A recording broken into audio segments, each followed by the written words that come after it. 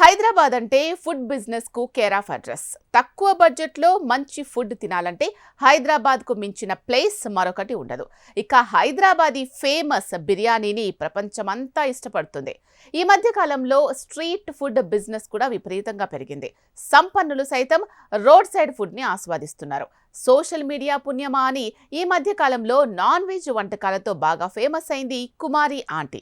అసలు ఆమె పేరు దాసరి సాయి కుమారి. ఆంధ్రాలోని గుడివాడ ప్రాంతానికి చెందిన ఈమె 2011 నుంచి స్ట్రీట్ ఫుడ్ సెంటర్ నిర్వహిస్తున్నారు.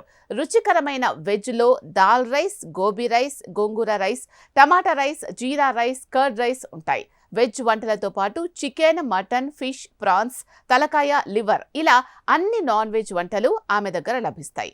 హైదరాబాద్లోని ఐటీసీ కోహినూర్ హోటల్ ఎదురుగా ఆమె ఫుడ్ స్టాల్ ఉంటుంది. 5 కేజీలతో ప్రారంభమైన కుమారి ఫుడ్ బిజినెస్ ప్రస్తుతం క్వింటాల్కు చేరుకుంది.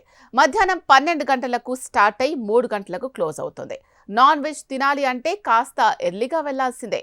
రోజుకు 600 నుంచి 700 మంది తమ దగ్గర ఫుడ్ తింటారని చెప్తోంది కుమారి ఆంటీ. 600 మంది కస్టమర్స్ కు యావరేజ్ 100 రూపాయల లెక్కన వేసుకున్నా రోజుకు 60,000 కౌంటర్ ఉంటుంది. అన్ని ఖర్చులు పోతే 20,000 మిగలొచ్చు. ఈ లెక్కన ఆమెకు నెలకు 6 లక్షల వరకు లాభం వచ్చే అవకాశం ఉంటుంది.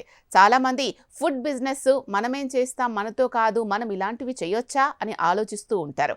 కానీ ఈ కుమారి ఆంటీని ఇన్స్పిరేషన్ గా తీసుకొని ఎవరైతే ఎంప్లాయ్మెంట్ లేదు అని బాధపడుతూ ఉన్నారో వాళ్లకు ఈమె ఒక రోల్ మోడల్ గా ఉంటుంది అని చెప్పుకోవచ్చు.